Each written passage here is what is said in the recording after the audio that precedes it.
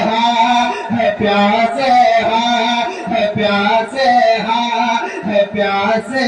پھر بھی زندہ ہے پیاسے پھر بھی زندہ ہے بات کر بلا والے ہے پیاسے پھر بھی زندہ ہے بات کر بلا والے سبحان اللہ ماشاءاللہ یہ مولانا صاحب وفات جسے آپ ہاتھوں منقبت کیا تھا سماعت فرما رہے تھے اب نظر کی جانب سے آپ کو نسل کی جانب رکھ کے چلنا چاہتا ہوں حضرات محترم پہنچے حسین جسم میدان کربلا میں پہنچے حسین جسم میدان کربلا میں سب رہ گئی یزیدی حیران کربلا میں پہنچے حسین جسم میدان کربلا میں سب رہ گئی یزیدی حیران کربلا میں اب میرے حسین آدم کا مرتبہ نہ پوچھو میرے حسین آدم کا مرتبہ نہ پوچھو تیجے پہ پڑھ رہے تھے قرآن کربلا میں تیجے پہ پڑھ رہے تھے قرآن کربلا میں اور نانا کی پاکتی کو مٹنے کبھی نہ دیں گے نانا کی پاکتی کو مٹنے کبھی نہ دیں گے تم جا کے لے لو میری جان کربلا میں بولی جناب زینب ظالم یزیدیوں سے بولی جناب زینب ظالم یزیدیوں سے لوٹا ہے تم نے میرا ارمان کربلا میں لوٹا ہے تم نے میرا ارمان کربلا میں اور آگے رکھی گئی مینا میں بنیاد جس وفا کی رکھی گئی مینا میں بنیاد جس وفا کی اس کی ہوئی مکمل تعبیر کربلا میں اس کی ہوئی مکمل تعبیر کربلا میں اور صبر حسین زندہ نام حسین زندہ صبر حسین زندہ نام حسین زندہ یہ خون سے لکھی ہے تحریر کربلا میں یہ خون سے لکھی ہے تحریر کربلا میں اور حسین یزیدی جاہو عصمت کے تھوک ڈالا حسین یزیدی جاہو عصمت کے تھوک ڈالا شبیر کی جب سنی شبیر کی سنی جب تقریر کربلا میں شبیر کی سنی جب تقریر کربلا میں آئیے ہم نعرہ تکبیر و نعرہ رسالت سے اپنے خطیب کا استقبال کریں نعرہ تکبیر نعرہ تکبیر نعرہ رسالت نعرہ رسالت نعرہ رسالت جشن شہید آدم جشن شہید آدم مسلک اعلی حضرت مسلک اعلی حضرت غوث قدامت غوث قدامت خواجہ قدامت خواجہ قدامت خواجہ کا ہندوستان خواجہ کا ہندوستان نعرہ تکبیر نعرہ رسالت اسٹیج پر رحمت علماء کرام مشورہ اعظام و معزز سامعین کرام فردان شیخ خواتین اسلامیت مسلمان و بہنیں السلام علیکم ورحمۃ اللہ تعالی وبرکاتہ الحمدللہ رب العالمین والعاقبۃ للمتقین والصلاة والسلام علی من کان نبیا وآمن بین الکاتب الطیب وعلی آلہ وصحبه الكريم أما بعد أعوذ بالله من الشيطان الرجيم بسم الله الرحمن الرحيم قل إن كنتم تحبون الله فاتبعوني يحببكم الله آمنت بالله صدق الله العظيم آئیے سب سے پہلے بڑے خزرہ میں آرام فرمانے والے آقا جناب احمد مجتبی محمد مصطفیٰ صلی اللہ تعالی علیہ وسلم کی بارگاہ میں جھوم جھوم کر درود پاک پڑھیں اللہم صلی علی سیدنا شفیعنا مولانا محمد وسلم صلاة و سلام علیک یا رسول اللہ صلی اللہ تعالی علیہ وسلم۔ اعلی حضرت عظیم البرکت مجددین ملت الشاہ امام احمد رضا خان فاضل بریلوی علیہ رحمت و رضوان آقا کی بارگاہ میں لو لگاتے ہیں اور عرض کرتے ہیں صبح طیبہ میں ہوئی پڑتا ہے بڑا نور کا، صبح طیبہ میں ہوئی پڑتا ہے بڑا نور کا، صدقہ لینے نور کا آیا ہے تارا نور کا۔ اور اعلیٰ حضرت اللہ کے رسول صلی اللہ علیہ وسلم کی بارگاہ میں عریضہ یہ پیش کرتے ہیں، کہتے ہیں یا رسول اللہ میں گدا کو بادشاہ بھر دے پیالہ نور کا، میں گدا کو بادشاہ بھر دے پیالہ نور کا، نور بندو نہ تیرا دے ڈال صدقہ نور کا۔ اور شاعر کہتا ہے محمد کی محبت دین حق کی شرط اول ہے، محمد کی محبت دین حق کی شرط اول ہے، اگر اسی میں ہو خامی تو سب کچھ نامکمل ہے۔ محترم حضرات درود پاک پڑھیں، اللہم صلی علی سیدنا سیدنا مولانا محمد بارک وسلم، صلاۃ و سلام علیک یا رسول اللہ صلی اللہ علیہ وسلم۔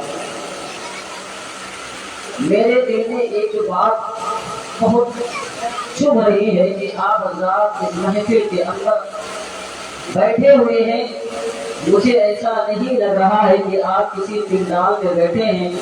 ایسا لگ رہا ہے کہ اپنے ابا کے سسرال میں بیٹھے ہیں۔ برا مت مانیے گا محترم حضرات، اگر ابا کا سسرال ہے تو نانا کا گھر ہے، اور آپ تو اس نواز رسول کی محفل میں بیٹھے ہیں، حسین کی محفل میں بیٹھے ہیں، جو آپ کے خاطر دن کو بھگوڑے رات کو بھگوڑے، خدا کی مسلمان کسی بھی حال میں خاموش نہیں رہنا چاہیے، کیونکہ شاعر کہتا ہے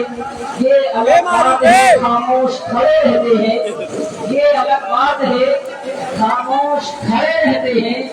پھر بھی جو لوگ بڑے ہیں وہ بڑے رہتے ہیں، اور ایسے اسلاف سے ملتا ہے ہمارا شجرا جن کے جوتوں میں کئی تاج پڑے رہتے ہیں۔ ہم اور آپ عظیم شخصیت کی محفل میں بیٹھے ہوئے جسے سید الشہداء کے لقب سے نوازا جاتا ہے، ہم اور آپ اس نواز رسول کی محفل میں بیٹھے ہیں جس کے بارے میں اللہ کے نبی خود فرماتے ہیں الحسن والحسین سید شباب اہل الجنہ، یعنی حضرت امام حسن اور امام حسین جنتی نوجوانوں کے سردار۔ محترم حضرات میرا مقصد یہ ہے، میں آپ کو بتانا یہ چاہتا ہوں کہ جب بھی کوئی شاعر کوئی مقرر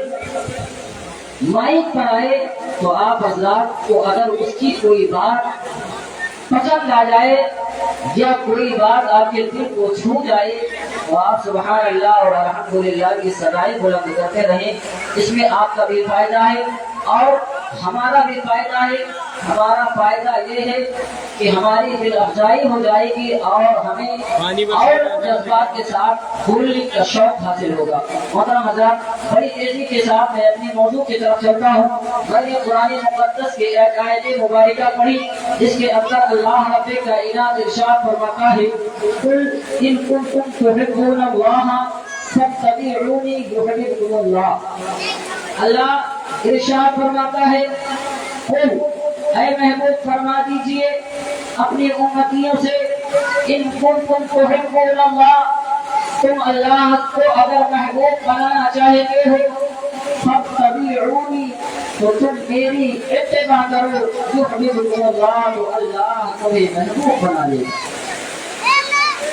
محترم حضرات اللہ رب کائنات اپنے محبوب سے ارشاد فرماتا ہے،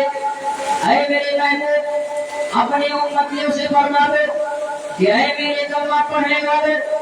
اے میرے امتیوں، اگر تم اللہ کی رضا چاہتے ہو، اگر تم چاہتے ہو کہ اللہ تمہارا محبوب بن جائے، اللہ اگر تم سے راضی ہو جائے، تو اے میرے امتیوں فاتبعونی، تم میری اتباع کرو، اللہ تم سے راضی ہو جائے۔ اب آپ دنیا کا جائزہ لیجیے اور اپنے گاؤں کے ماحول میں جا کر کے دیکھیے کہ جب کوئی انسان دوسرے شخص سے محبت کرتا ہے، یعنی جب ایک شخص دوسرے کی محبت میں مبتلا ہوتا ہے تو وہ اس کی ہر قول فعل کو دل سے اپنانے کی کوشش کرتا ہے، یعنی محبوب اپنے محب کے ہر اس چیز کو اپنی زندگی میں لانے کی کوشش کرتا ہے جو چیز اس کے محبوب کو پسند ہوا کرتی ہے۔ اگر اس کا محبوب عمدہ لباس پہنتا ہے تو وہ شخص اتنی کوشش ضرور کرتا ہے کہ وہ اپنے محبوب کے طریقے سے وہ لباس جو ہے پہنے، وہ اپنے محبوب کے طریقے سے چلنے کی کوشش کرتا ہے۔ میں بتانا یہ چاہتا ہوں کہ جب دنیا میں کوئی شخص کسی دوسرے کی محبت میں مبتلا ہو جاتا ہے، کسی کی محبت میں مشغول ہو جاتا ہے، تو اس کے قول و فعل کو اب دل سے اپنانے کی کوشش کرنا لگتا ہے اور اس کے جو ہے طریقے پہ چلنے کی کوشش کرتا ہے۔ تو میں بتانا یہ چاہتا ہوں کہ اے مسلمانوں، اگر تمہیں اللہ کے رسول صلی اللہ علیہ وسلم کے اتباع کرنی ہے، جیسا کہ اللہ نے قرآن مقدس کے اندر ارشاد فرمایا ہے، اے محبوب فرما دو کہ اے میرے امتیوں، اگر تم جو ہے اپنے رب کو محبوب بنانا چاہتے ہو، اگر چاہتے ہو کہ اللہ تم سے راضی ہو جائے تو فاتبعونی، تم میرے اتباع کرو۔ اتباع کا مطلب یہ ہے کہ اے محبوب تم فرما دو کہ تم میرے طریقے کرو۔ چلو جو ہے جس چیز کے لیے میں نے منع فرمایا کہ اے میرے امتیوں حلال رزق کماؤ، حرام کی طرف مت جاؤ، اے میرے امتیوں میری سنت پر عمل کرو۔ مطلب یہ ہوا کہ اگر ہمیں اللہ کے رسول کو راضی کرنا ہے، اگر اللہ کو اپنا محبوب بنانا ہے، اگر رسول کے اتباع کرنی ہے تو ہمیں رسول کے قول و فعل کو اپنانا ہوگا، ہمیں سنت رسول کو اپنانا ہوگا، ہمیں سیرت رسول کو اپنانا ہوگا۔ پتہ یہ چلا کہ اگر اللہ کو راضی کرنا ہے تو سب سے پہلے ہمیں اللہ کے محبوب کو راضی کرنا ہوگا، اور جس نے اللہ کے رسول کو راضی کر لیا اس نے اللہ کو راضی کر لیا۔ اگر کوئی شخص اللہ کو راضی کر لیا تو سمجھو اس کی دنیا بھی کامیاب ہو جائے گی، آخرت بھی۔ سبحان اللہ سبحان اللہ۔ جو شخص اللہ کو راضی کر لے گا اس کی دنیا بھی کامیاب ہو جائے گی اور آخرت بھی کامیاب ہو جائے گا۔ اللہ کیا فرما رہا ہے، اے محبوب بندو، اگر تم چاہتے ہو کہ اللہ تم سے راضی ہو جائے تو تم میرے محبوب کی اتباع کرو۔ اب میں آپ کو یہاں بتانا یہ چاہتا ہوں کہ اگر ہم اور آپ دنوں رات اپنے سر کو سجدے میں رکھ دیں، پورے سال کے روزے رکھے، یعنی سال میں 365 دن اللہ کی عبادتوں میں مشغول رہے، حج پر حج کرے، زکات ادا کرے، یعنی جو عبادتیں اللہ کی ہم کرتے ہیں اپنی پوری زندگی اس عبادت میں گزار دے۔ لیکن اگر اے میرے مسلمانوں، اگر آپ کا وسیلہ عشق رسول سے خالی ہے، اگر آپ کے دل میں عشق رسول نہیں ہے، اگر آپ کے دل میں محبت رسول نہیں ہے، تو قسم خدا کی مسلمانوں، چاہے تم جتنی نمازیں پڑھو، چاہے تم روزے پر روزے رکھ لو، چاہے تم کتنے بھی حج کر لو، چاہے تم کتنا بھی زکات ادا کر لو، لیکن اے میرے محبوب ملت کے نوجوانوں، اگر تمہارے دل میں عشق رسول نہیں ہے تو کل قیامت کے دن جب اللہ کی بارگاہ میں ہماری پیشی ہوگی، جب اللہ رب کائنات ہم سے سوال کرے گا कि ऐ मेरे बंदो, मैंने तुम्हें भेजा था अपनी इबादत करने के लिए, और मैंने कुरान के अंदर भी फरमाया था, मैंने अपने महबूब के जरिए से तुम तक पैगाम पहुंचवाया था कि ऐ मेरे महबूब, अपने उम्मतियों से बता दो कि अगर वो अल्लाह की रजा चाहते हैं तो मेरी इत्तेबा करे।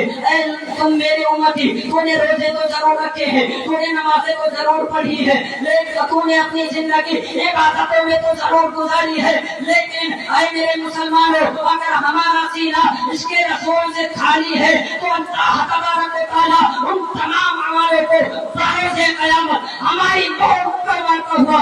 नजर आएगा। और ये अंदाजा लगाओ कि अगर उस दिन हमारे तमाम अमाल अल्लाह ने हमारे मुंह पर मार दिया तो बताओ वहाँ पर सहारा देने वाला कौन होगा? तो सिर्फ एक रास्ता होगा, और वो रास्ता बोलो यार। भाई इतना कमजोर आदमी इतना चिल्ला रहे लोग यार, आप तो ऊपर बैठाए गए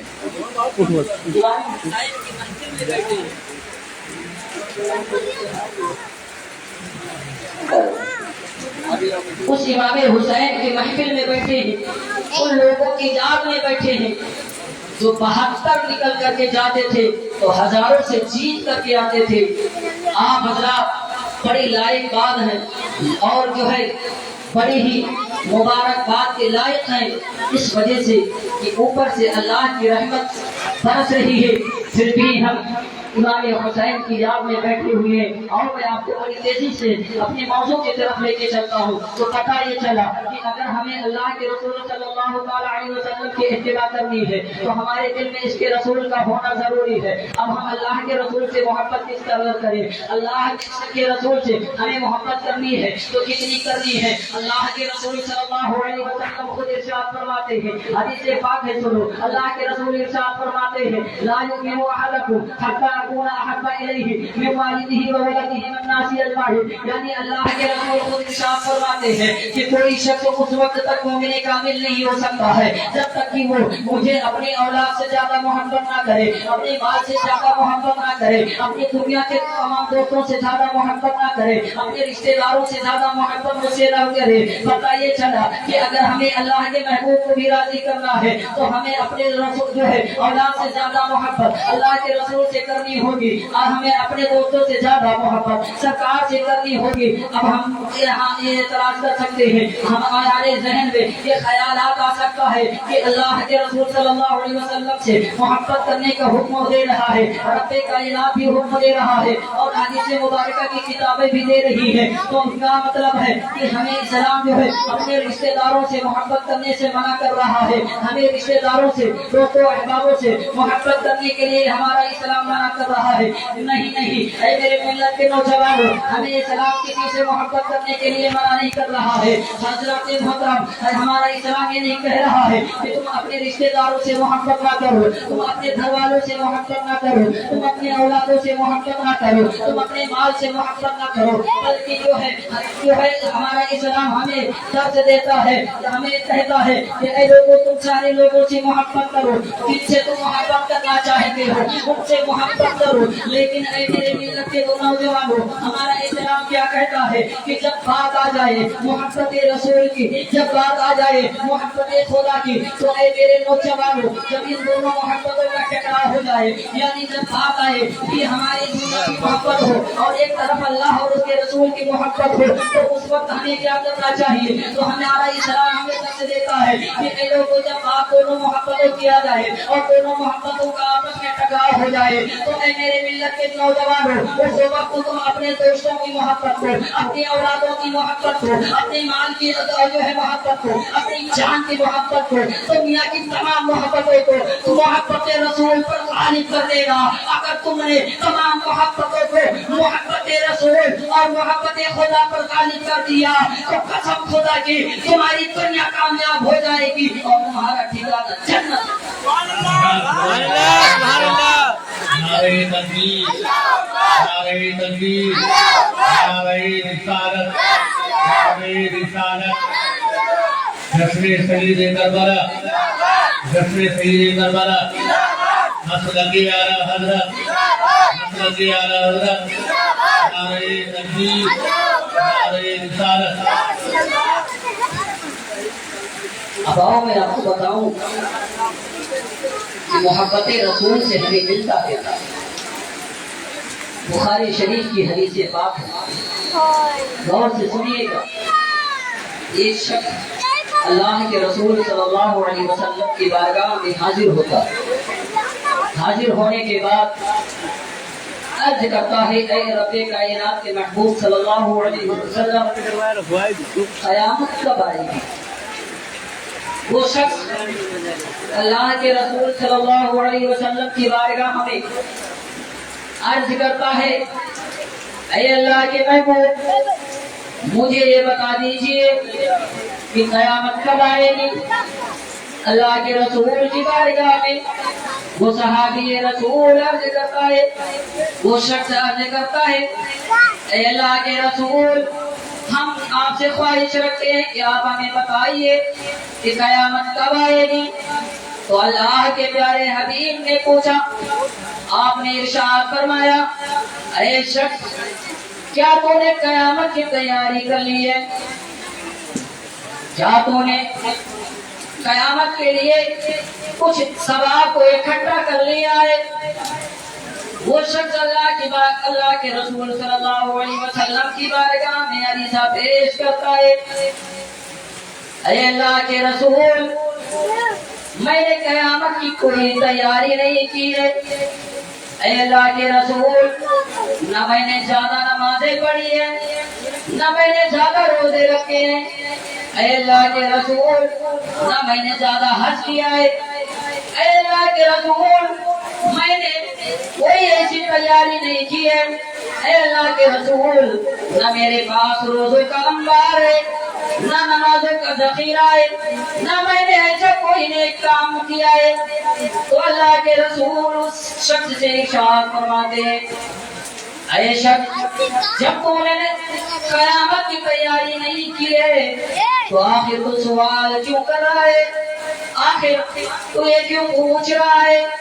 कि अल्लाह के नबी बता दीजिए कि क़यामत कब आएगी। वो शख्स कहता है,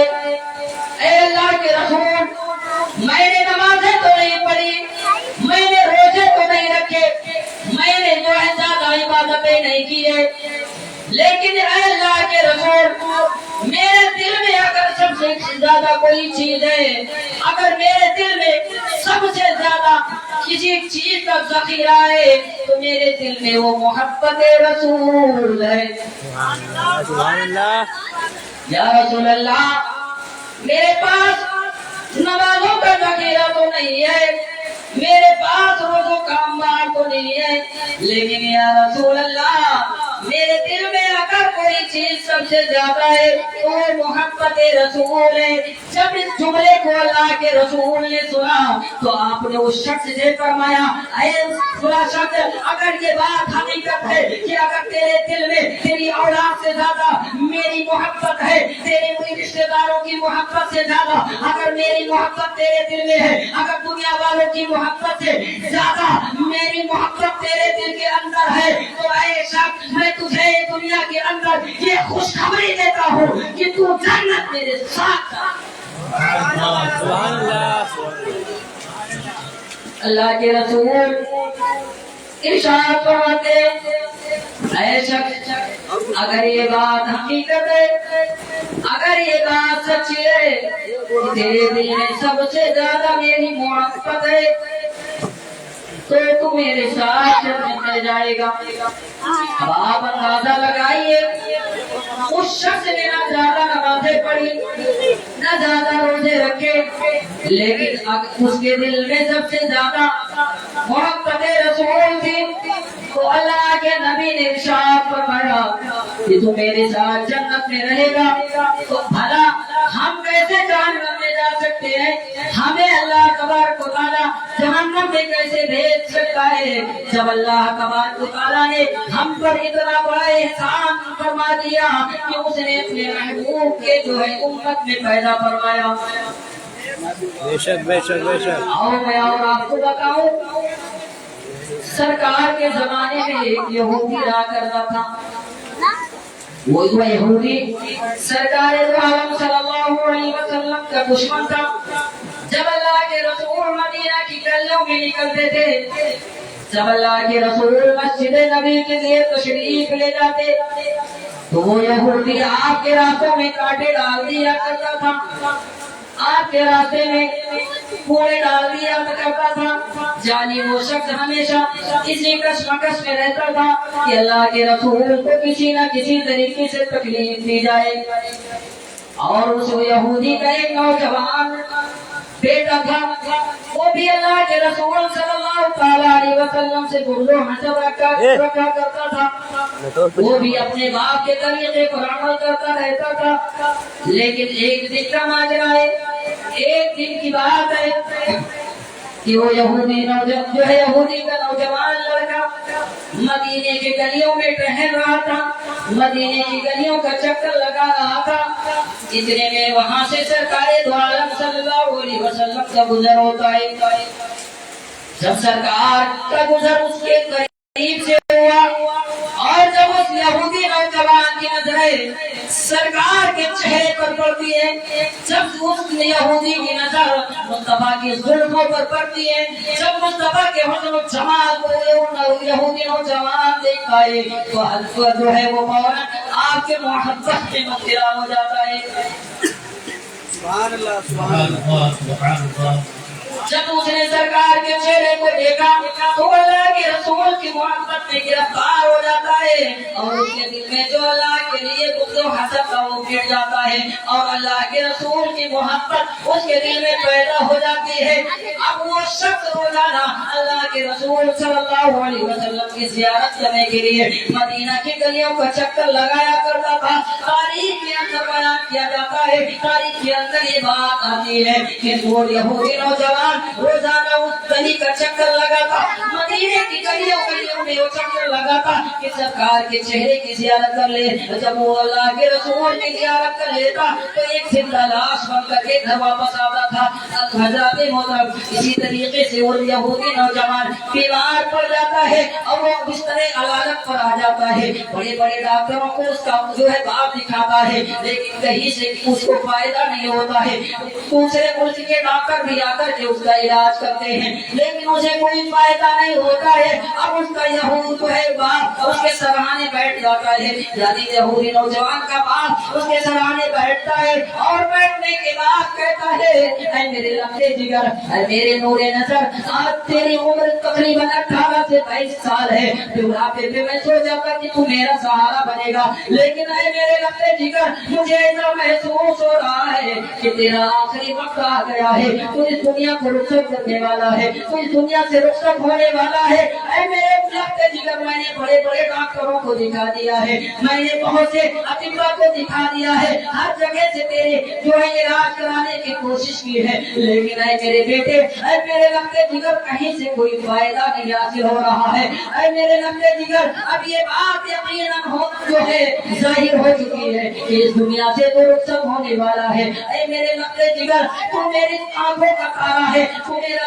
میرے دل کی دھڑکن ہے، تو اگر اس دنیا کے جو ہے اس دنیا سے رخصت ہو جائے گا تو میرا سہارا بڑھاپے کے عالم میں کون بنے گا. لیکن اے میرے نوجوان بیٹے، تو جا رہا ہے تو اس کی مجھے غم ہے، لیکن اے میرے بیٹے اگر تیری کوئی خواہش ہو تو بتا دے، میں اسے پوری کرنے کی کوشش کروں گا.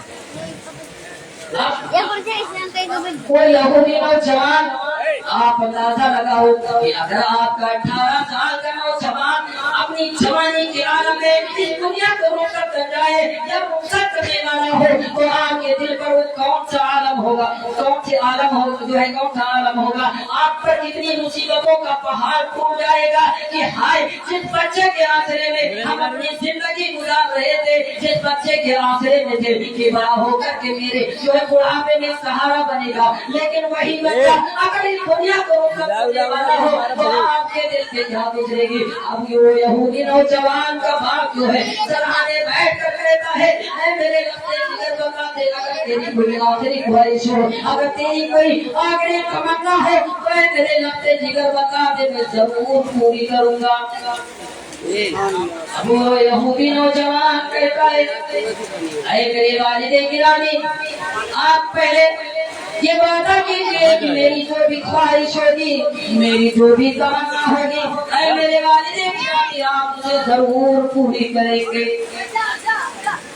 اب آپ یہاں پر بھی غور کریں کہ اگر آپ کا 18 سال کا نوجوان دنیا سے رخصت ہونے والا ہو، اگر وہ کہے اے میرے والد گرامی میری کچھ خواہشیں ہیں یا میری ایک خواہش ہے، اگر آپ وعدہ کریں تو میں آپ سے جو ہے اس خواہش کو ظاہر کروں، تو کیا آپ اس کی خواہش کو نہ پورا کرنے کے ارادہ کریں گے یا آپ اس کی بات کو نہیں مانیں گے؟ وہ یہودی نوجوان کا باپ کہتا ہے اے میرے لگتے جگر بتا تیری کیا خواہش ہے، تیری کیا تمنا ہے، تیری آرزو کیا ہے، اے میرے لگتے جگر کو مجھے بتا دے کہ تیری آخری خواہش کیا ہے، جس سے تو ہو سکے گا میں اپنے مرتے دم تک تیری اس خواہش کو پوری کرنے کی کوشش کروں گا۔ وہ یہودی نوجوان کہتا ہے اے میرے والد گرامی میں کچھ دنوں سے اللہ کے رسول کی محبت میں گرفتار ہو گیا ہوں، میں کچھ دنوں سے اللہ کے رسول صلی اللہ علیہ وسلم کے چہرے کی زیارت کر کے جو ہے اپنے دل میں اتنی محبت بٹھا لیا ہو کہ اگر ایک پل سرکار کے چہرے کی زیارت نہیں کرتا ہوں تو میرا دل بے قرار ہونے لگتا ہے۔ اے میرے والد گرامی اگر آپ میری آخری خواہش کو پوری کرنی چاہتے ہیں، اگر میری آخری تمنا اے میرے والد گرامی آپ پوری کرنا چاہتے ہیں تو میری آخری خواہش یہ ہے کہ آپ مجھے میرے مرتے وقت سرکار دو عالم صلی اللہ علیہ وسلم کے چہرے مبارک کی زیارت کروا دیجیے۔ جب وہ یہودی نوجوان یہ بات سنتا ہے تو غصے سے اس کے گال لال ہو جاتے، لیکن کیا کر سکتا ہے؟ 18 سال کا نوجوان بیٹا ہے، بھری جوانی میں دنیا کو رخصت کر رہا ہے، اس کی آخری خواہش ہے کہ وہ سرکار کے چہرے کی زیارت کر لے، اس وجہ سے وہ وہاں سے اٹھتا ہے، اٹھنے کے بعد سرکار کی بارگاہ میں پہنچتا ہے، سرکار دو عالم صلی اللہ علیہ وسلم کے حجرے مبارک پر پہنچتا ہے اور دروازے پر دستک دیتا ہے، اندر سے آواز آتی ہے کون؟ وہ یہودی کہتا ہے اے اللہ کے رسول صلی اللہ علیہ وسلم میں ایک یہودی ہوں جو آپ سے بغض و حسد رکھتا ہوں، لیکن میرا ایک نوجوان بیٹا ہے جو کچھ دنوں سے آپ کی محبت میں اس طرح سے بے قرار ہو گیا ہے کہ اگر ایک پل آپ کے چہرے کی زیارت نہیں کرتا ہے تو اس کا دل بے قرار ہونے لگتا ہے، لیکن کچھ دنوں سے وہ بستر علالت پر پڑا ہوا ہے، اس نے آپ کے چہرے کی زیارت نہیں کی ہے۔ یا رسول اللہ صلی اللہ علیہ وسلم وہ میرا 18 سال کا نوجوان بیٹا اس وقت دنیا سے جو ہے رخصت ہونے والا ہے، آخری اس طرح سے جو ہے کہ نہ ہے اے اللہ کے رسول ان کی آخری خواہش یہ ہے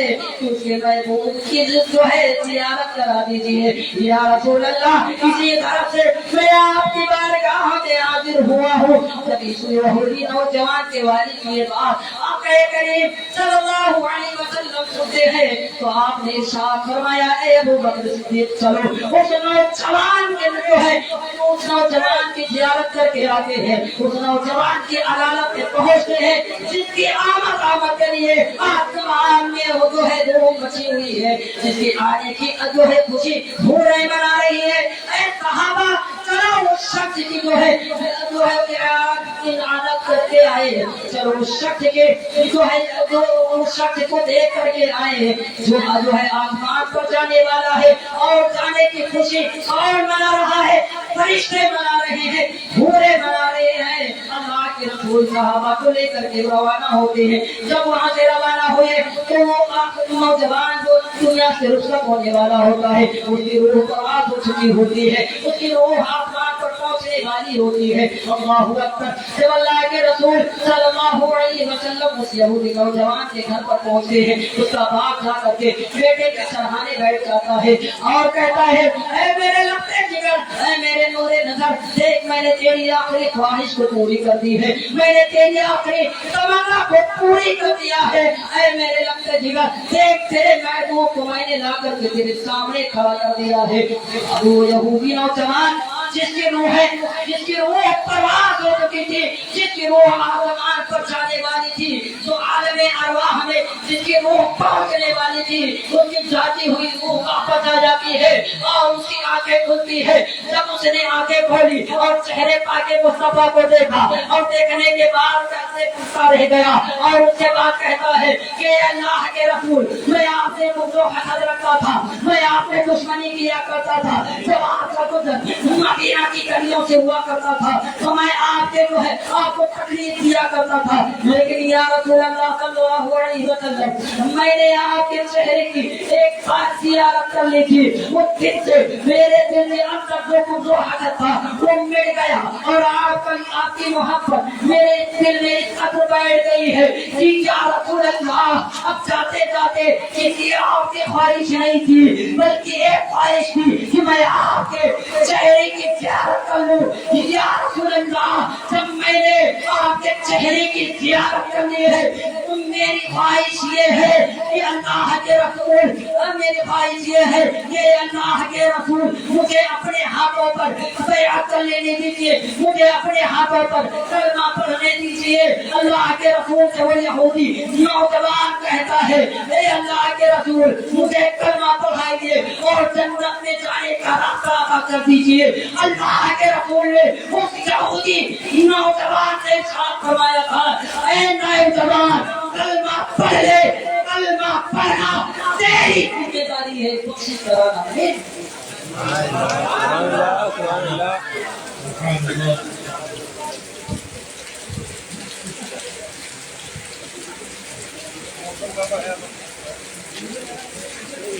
محترم حضرات، بارش بھی ہو رہی ہے اور وقت کافی ہو چکا ہے، انشاءاللہ الرحمن بات کل ہوگا۔ آئیے ہمارا اللہ کی بارگاہ میں توبہ کرنے کو ہمارے بولنے میں جو بھی لفظیں ہوئی ہو اللہ تبارک و تعالیٰ اپنے نبی کرام سے معاف فرمائے۔ الحمدللہ رب العالمین، السلام علیکم۔